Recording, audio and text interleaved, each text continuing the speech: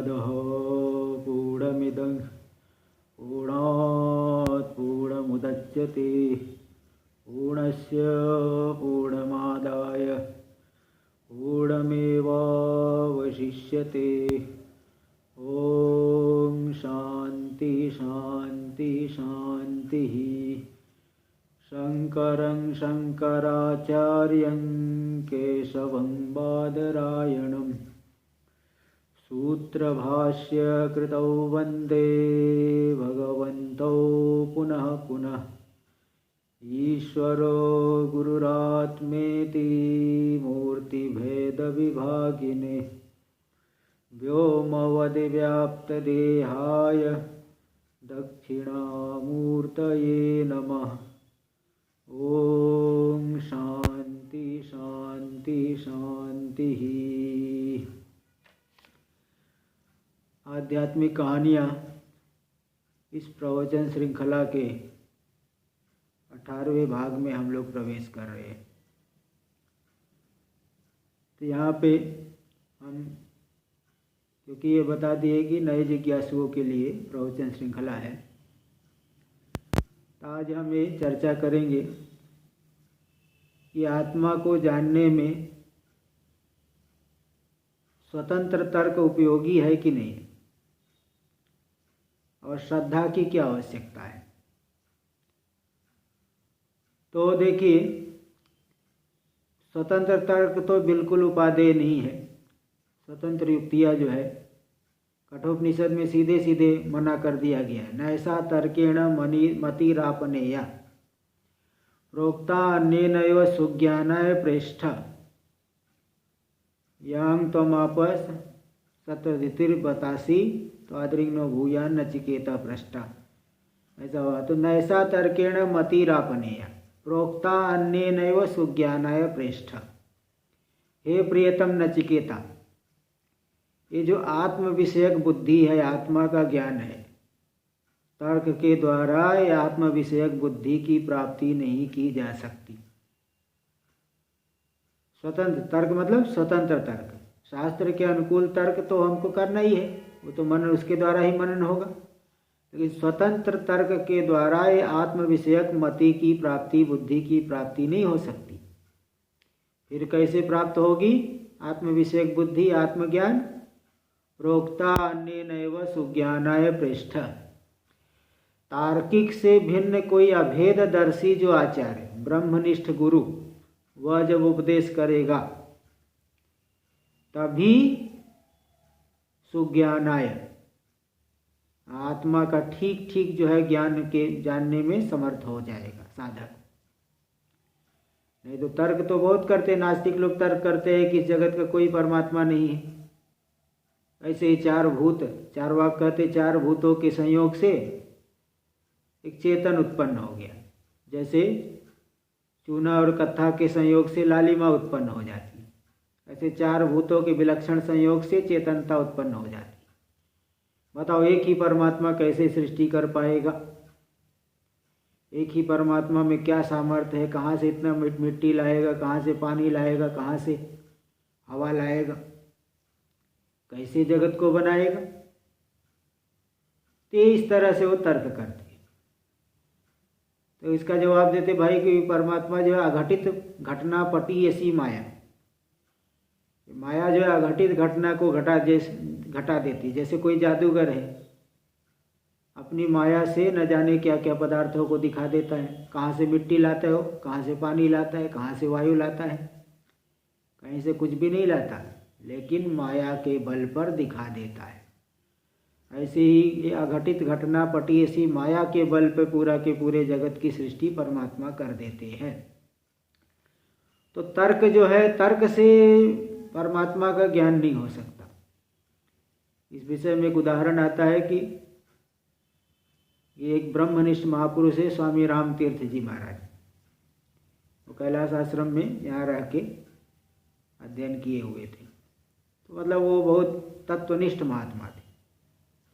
प्राय करके उनके विषय में लोग जानते हैं, नाम सुने हैं। तो कई देशों में गए थे। तो एक बार इंग्लैंड की यात्रा उन्होंने किया। इंग्लैंड में तो बहुत से नास्तिक हैं, बहुत ज़्यादा ही नास्तिक। तो जो है कोई नास्तिक व्यक्ति था, चारों तरफ फैला के रखा है कि कोई ईश्वर नहीं है। हाँ, तो इस तरह से अब स्वामी रामतीर्थ जी महाराज गए तो वहाँ की जो परंपरा है, परंपरा के अनुसार उस समय जो परंपरा थी कि अखबारों में जो है छपवा देते थे, तो स्वामी रामतीर्थ जी महाराज जी छपवा दिए कि जिसको भगवान का दर्शन करना है वो मेरे पास आए। तो उनके पास जो है लाइन की लाइन लगने लग गई, बहुत से लोग सत्संग में उनके आने लगे, उन्हें लाभ होने लगा। तो एक नास्तिक व्यक्ति था, वो सोचा कि मैं कैसे जाऊं, मैंने तो जीवन पर्यंत परमात्मा का खंडन किया है। इसलिए उसने रात में उनको फ़ोन किया कि महाराज मैं भी आपसे मिलना चाहता हूँ। मैंने कहा ठीक है। उन्होंने कहा ईश्वर के दर्शन करा देंगे? बोले हाँ, आप आओ। तो कब आओ? तो बोले कल आ जाओ दिन में। बोले नहीं महाराज मैं रात में आऊँगा। ठीक है, रात में ही आ जाओ 8 बजे के बाद। नास्तिक व्यक्ति कैसे अब जा सकता है किसी साधु के पास? इसलिए उसने एकांत में रात में 8 बजे के बाद का समय मांगा। तो स्वामी जी बोले ठीक है आ जाओ। और दूसरे दिन वो नास्तिक व्यक्ति स्वामी रामतीर्थ जी महाराज के पास पहुंचा। जाके बोला कि प्रभु मैं ईश्वर को देखना चाहता हूँ, आप बोले हैं, अखबार में छपाए हैं। बोले ठीक है, ईश्वर के दर्शन करा देंगे। लेकिन दर्शन करने की एक रीति होती है, किसी से मिलना हो तो उसकी एक रीति है, या तो आप उसके पास जाओ या वह व्यक्ति आपके पास आए।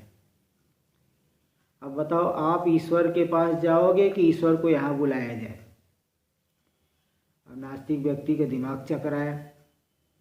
बोले ईश्वर के पास मैं कैसे जाऊँ, इतना दूर पता नहीं कहाँ रहता होगा ईश्वर। एक आप नहीं महाराज, उसको ईश्वर को यही बुला दीजिए। बोले ठीक है बुला तो दूँ, लेकिन ज़रा अपना एड्रेस तो दिखा दो कहाँ पे बुलाना है।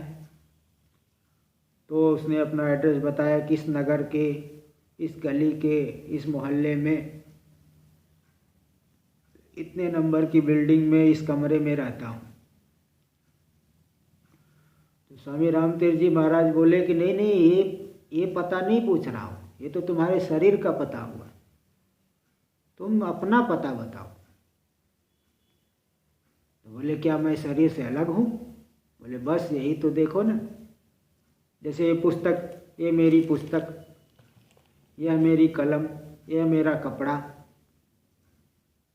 यह मेरी गाय, यह मेरा भैंस, यह मेरा वाहन। ऐसे तो शरीर, यह मेरा शरीर, यह मेरा नाक, यह मेरा कान, यह मेरी नाक, यह मेरा कान, यह मेरी आँख।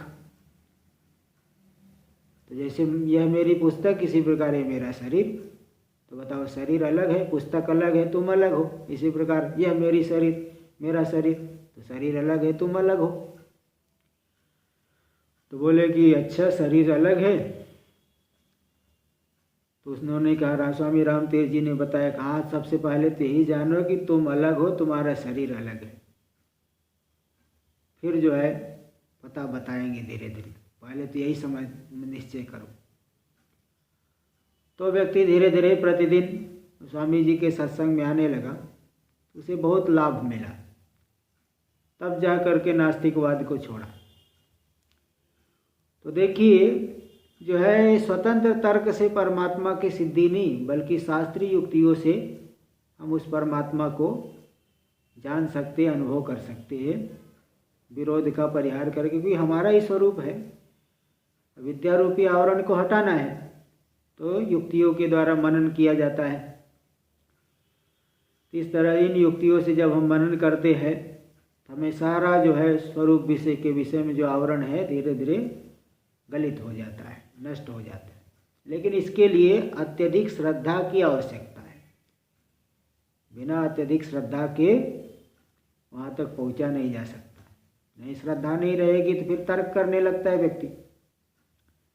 इसलिए छांदोग्य में भी आया है, यदा श्रद्धेत यदा श्रद्धा यथा यदा वै श्रद्धाति अथ मनुते न श्रद्धधन मनुते श्रद्धा देव मनुते श्रद्धा त्वेव विजिज्ञासितव्या श्रद्धां भगो विजिज्ञास इति। छांदोग्य भूमा विद्या 7वें अध्याय के 20वें खंड में मंत्र आता है, 19वें खंड में मंत्र। जब श्रद्धा करता है तभी मनन करता है, बिना श्रद्धा के मनन नहीं कर सकता, श्रद्धा करते हुए ही मनन कर सकता है, इसलिए श्रद्धा को जानना चाहिए। इस तरह से वहाँ पे आया है मंत्र का अर्थ।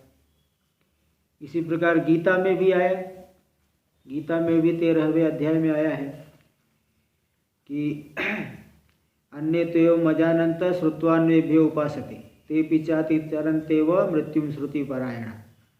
अन्य साधक लोग परमात्मा को जो नहीं जानते हैं, अन्य आचार्यों से सुन करके बड़े ही श्रद्धा पूर्वक उसका चिंतन करते हैं, तो वे लोग भी जो श्रुति परायण है, जैसा श्रवण कर रहे हैं केवल परम अन्य आचार्यों के उपदेश को प्रमाण मान करके, स्वयं विवेक से रहित है, तो भी वे लोग मृत्यु का अतिक्रमण कर जाते हैं।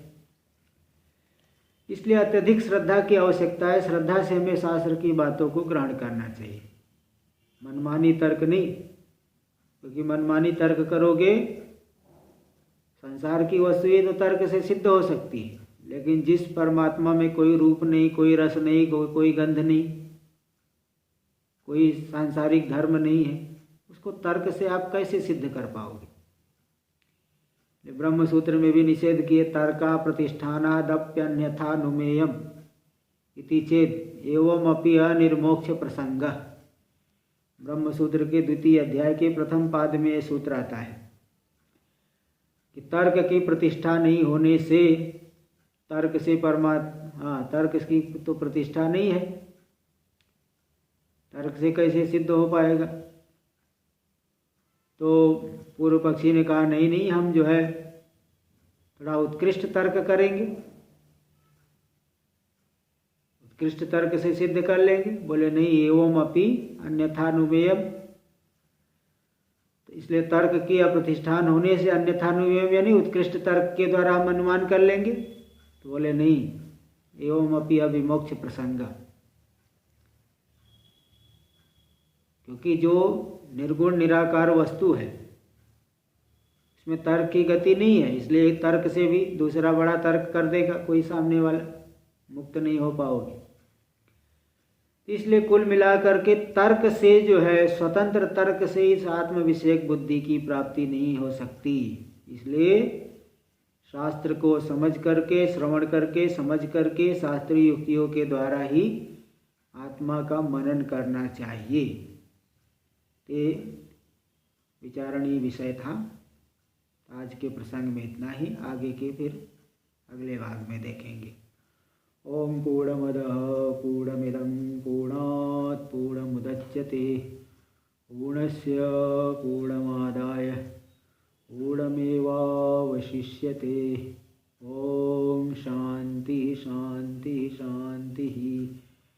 शंकरं शंकराचार्यं केशवं बादरायणं सूत्रभाष्य कृतौ वन्दे भगवन्तौ पुनः पुनः। ईश्वरो गुरुरात्मेति मूर्तिभेदविभागिने व्योमवद्व्याप्तदेहाय दक्षिणामूर्तये नमः। ओम शांति शांति शांति।